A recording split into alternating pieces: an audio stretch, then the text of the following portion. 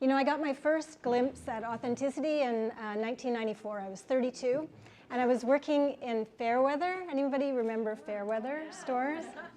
Retail. So I was working in Pacific Centre, downtown Vancouver. I had a staff of 35, and I had a really great regional manager named Carol.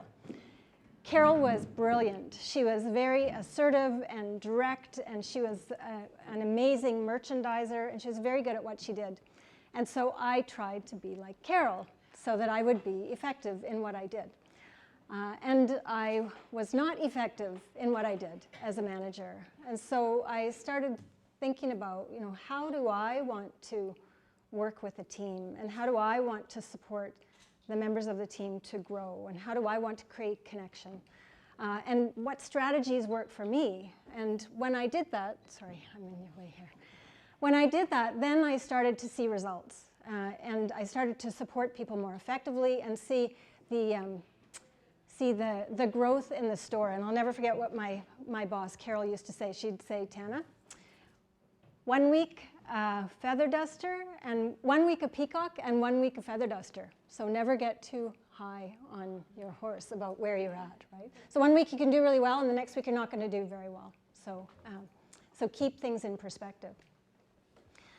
The second glimpse that I had was in 2007. And so two things happened in 2007. First was Bill George from Harvard Business Review came out with a book called True North, Discover Your Authentic Leadership. And so that gave me hope for the business world. The second thing that came out that gave me even more hope was Oprah Winfrey had a whole magazine in March of 2007 dedicated to authenticity. And so it finally gave me a language to articulate what it was that I was trying to do with my life and cultivate in my way of being. So those two things. So there are 4 things that I would like to share with you today about authenticity and this road trip from there to here.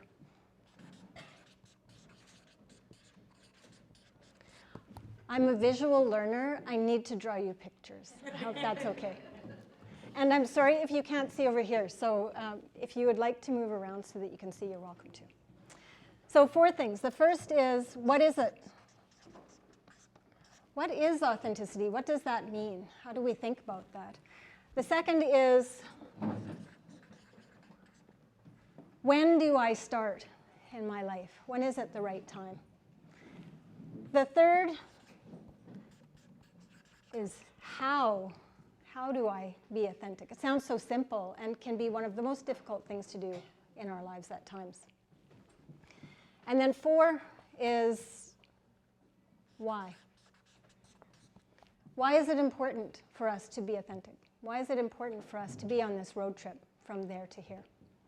And so the first one, so what is authenticity? A simple way to think about authenticity is that I'm genuine. And the same in all parts of my life. So I don't know if you've ever walked into a room where you're volunteering, or where you're with family, or where you're going into a job and you think, I have to put the mask on or I'm not going to survive here, right? And so this is about taking off the mask where you feel safe in more and more situations. So taking off the mask. So genuine. And the second thing is that it's people who are authentic are role models for fair and moral behavior.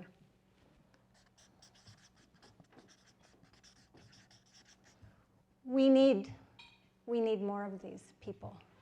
Today, particularly in the world, we need more people who are willing to stand up and be ethical and be role models in the world.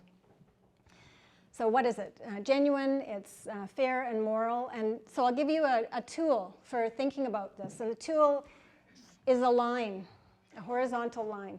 And it comes from a video by the Conscious Leadership Group called Location, Location, Location. And each of you will get an action worksheet. I'm all about being able to have tactical ways of doing this. So you'll get an action worksheet, they're at the back, and it's got the name of the video on it to watch. So I want you to watch Location, Location, Location. It's affectionately called Above and Below the Line. And so when we're above the line, we are our best or authentic selves. We are curious, we are creative, We are open-minded, and we see life as play. When we are below the line, we blame others, we are judgmental, we are closed-minded, we are stressed. And guess where the mind defaults to? Below the line. It's the natural way that our minds are hardwired. I think it was in Buddha's Brain, a great book on the neuroscience of happiness, where they said we're using an old brain for a new world. So our brains they haven't caught up in our evolution, and we're still making too big of a deal from a neuroscience perspective for situations that occur that aren't, they're not hurting our physical safety, they're actually just hurting our identity or our ego. So our egos are getting in the way. So mind defaults below the line. So our authentic self, as Diana said, it's important to notice in every moment we have a choice, and we'll be moving above and below the line often throughout the day. And authentic leaders make a choice to be above the line and to have a positive impact or a positive ripple effect on other people. So the line above the line and below the line. The other thing, I'd like you to have just a bit of an experience of the feeling, the inner purpose feeling of what it's like to be our authentic selves. And so from a spiritual perspective, Eckhart Tolle's work, Michael A. Singer's work, the Enneagram, we are our authentic selves when we are our essential selves, or a spark of the divine. It's who we are as our soul. It's who we are as connected to the universe. It's who we are connected to God, or however you describe a higher power. So it is our birthright, and Eckhart Tolle describes the feeling as love and ease and lightness. And so this is our natural state. So when we're centered, when we're being authentic, we are experiencing love and ease and lightness. And so if you can just think of a moment, think of a person who you care about deeply, someone who's done something surprising to create connection with you, where you feel that sense of love.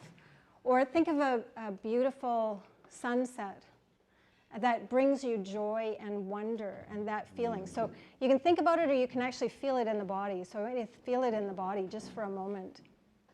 This is your natural birthright. When we get off center and we are feeling worry or judgment, that is off our center. And so all we have to do is notice it, relax, and come back to our centered and natural state of being. Eckhart Tolle talks about our inner purpose in life as evolving as individuals beyond thought to the awareness behind the thinking mind. He talks about our outer purpose as being, outer purpose or external purpose? Outer purpose as being the way our lives manifest as we evolve internally, as we become more conscious, more authentic. There is structure for, I'm going to go on to when, and that'll explain some of the things. Then I can get on to how. So when is the best time to start being authentic? Start when you're ready. Start now. Start when you're not ready. There are times in your lives, so again, I need to draw a picture here.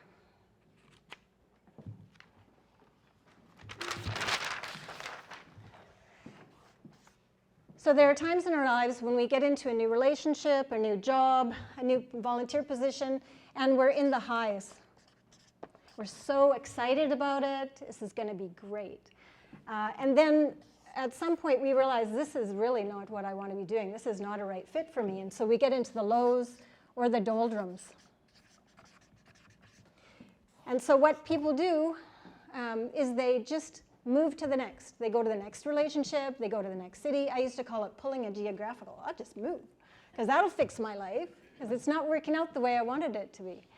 So there are chapter changes where we have a chance to reflect on our lives and to make decisions about how we want to go forward very intentionally. And so we may get 3 or 4 or 5, however many chapter changes we get, where something is just not working and we can't go forward the way that we were going. And so at this time, it's a great place to ask the big questions. Who am I when at my best? How do I want to be living my life? What is deeply important to me? And to make decisions that allow us to be aligned with who we are and what's deeply important to us. What's our purpose? What is our inner purpose feeling? And so asking these big questions about values and purpose will help you to see that there are possibilities out here for what the next step is that you could never have imagined, because you're recalibrating your inner GPS, your inner guidance system, to the possibilities for what could be happening.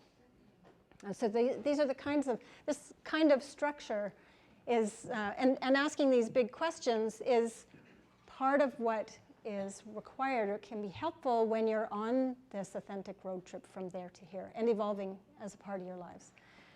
So I wrote 2 books on awakening and being authentic, and Diana's going to give this set away for today. So one is a foundational book that outlines the process, and the second is a journal. So this one's not available yet, so someone will get those. So I hope you enjoy them. Once you've read them, please call me and we'll have tea. I'm notorious for having tea. Okay, so that deals with the when. How? How do you do this? So there's 3 pillars for authenticity. There's many different models out there. There's a simple one by Fiona Beddoes-Jones out of the UK. And so she talks about 3 pillars. One is awareness, so self-awareness. Not very good at multitasking when I'm trying to talk. Okay, so the spelling might be incorrect. Self-management and ethics. And I'm going to add one more, that's community. And Diana, you got to stop me when I get to my time. So, okay, so the self-awareness piece, I got to draw another picture, is the 4 A's. 4 A's of, it's a cyclical, ongoing practice of awareness and awakening in our lives. Inquiry, where we can learn things about ourselves and apply the learnings and then learn at a deeper level. So it either starts with an awakening, an aha moment. I can't believe how many times I go to my phone every day because that little red dot is there and it's calling to me. I got to check my email. I got to check my email. And I realize that I'm totally addicted to my technology. That's an awakening. So that awakening leads to an awareness. And I start noticing it all the time. I can't believe I'm doing this. I'm so uncomfortable until I check. I got to check it. I'm thinking it right now. I've got to check it. And so that awareness then leads to action. And with authenticity, action takes place 2 different ways. The first is internally, and in terms of being intentional about the way I'm thinking about things and the action I want to take. And then externally, in terms of the behavior, and being very thoughtful and intentional, coming off of autopilot and going on to manual, so that you override old automatic patterns that may not be helpful anymore. And I got to draw another picture in a second. But so then it leads to more awareness, which then leads to more awakening. So it's a cyclical process that you can use every day to become more aware. Be aware of when you're off center from feeling ease and joy and lightness, when you're feeling worry, and come back to center to those feelings. So, okay, I got to draw the arc. Diana said you got to draw the arc. Can everybody see this, or I'll draw it higher? Do you want it higher on the page? Okay. I got lots of paper here.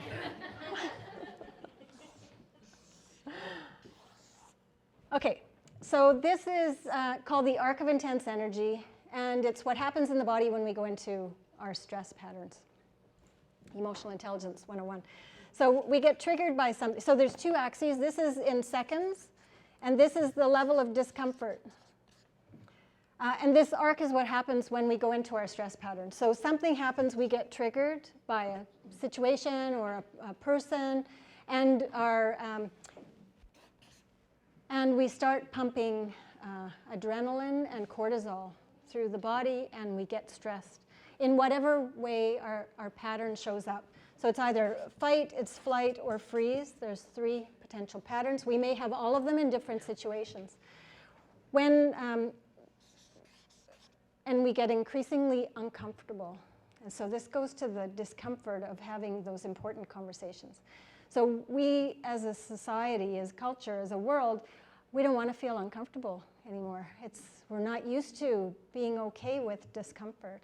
And so what we can learn to do is build the capacity to be aware of it and to notice it, to know that this too shall pass, and to be able to choose a different response. So when we're unaware and the body gets so uncomfortable, it will snap and you'll use an old automatic pattern to react to a situation.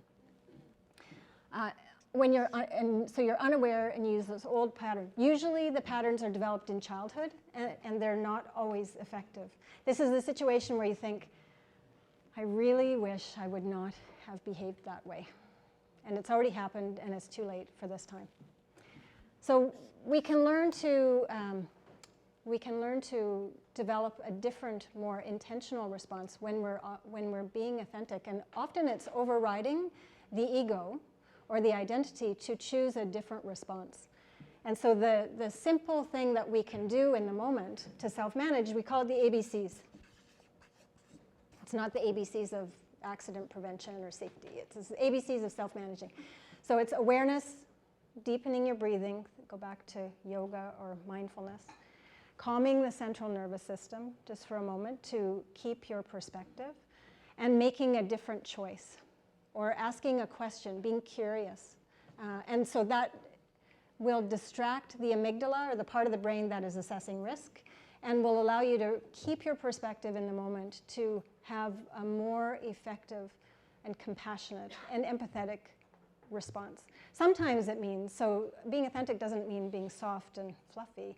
It can be that I need to override my old pattern of contracting when I feel intimidated by someone, and I need to override that old pattern to stand up metaphorically for myself in more situations. I need to override my terror and fears of coming up here to speak to you, because it's more important to me that an important message get delivered in the room this evening. So self-managing. Okay, we've done it, Diana. So those are 2 of the hows. The ethics piece is know your values.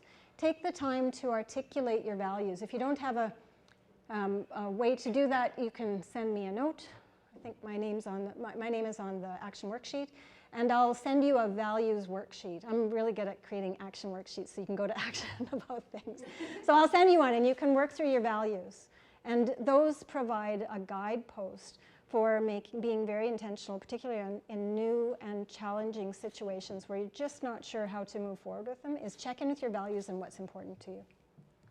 And finally, community. So it's find someone, and it's really wonderful to come into this room and feel like I can be exactly who I am. I talk a lot about this in corporate environments, and so I don't talk about the spiritual side all the time. I have to, so to be able to come in here and just talk about what I know to be true is a really cool thing to be able to do. So community, so find someone that you feel like you can take the mask off with and practice being yourself with them.